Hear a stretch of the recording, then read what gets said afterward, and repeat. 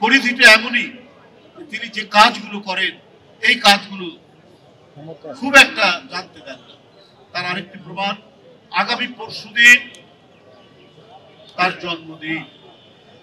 এই জন্মদিন উপলক্ষে খুব কড়া বার্তা দিয়েছেন বিএনপির মাধ্যমে, আমার মাধ্যমে, যে কেউ যেন কোনো আড়ম্বরপূর্ণ কোনো অনুষ্ঠান না করে, কেউ ঢাক ঢোল শহরত বাজিয়ে তার জন্মদিন পালন না করে, কেউ যেন কেক কেটে তার জন্মদিন পালন না করে। এগুলো মানুষ খুব একটা পছন্দ করে না। অত দূর থেকে হলেও মানুষের যে হৃদয়ের যে লেখা, মানুষের অন্তরের মধ্যে যে গ্রন্থটি লেখা আছে, সেটি কত অসাধারণ ভাবে তিনি পাঠ করতে পারেন এই ঘটনার মধ্যে দিয়ে প্রমাণ। আজকে আমরা বিএনপি পরিবার রূপবন্ধা যে আয়োজনটা করেছে, একেবারে মানব হৃদয়শী একটি কাজ নিয়ে তার জন্মদিনের এই অনুষ্ঠানটি করা হচ্ছে। এখানে অনেকগুলো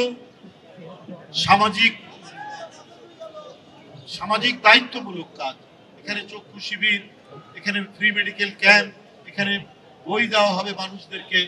এটা কিন্তু তার জন্মদিন উপলক্ষে একটা সিম্পল, একটা খুবই অনাড়ম্বর একটি অনুষ্ঠানের মধ্যে দিয়ে করা হচ্ছে। দেখছেন হুইল চেয়ার এখানে আছে, যারা পঙ্গুত্ববরণ করেছেন বা হাঁটতে পারেন না তাদের।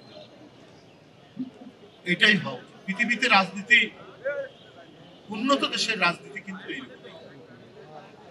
আমাদের সেই জিনিসটা শিখিয়েছেন তারেক রহমান। উনি যেন মানবতার হাই কমিশনার, মানবতার দূত হিসেবেই যেন কাজ করেন।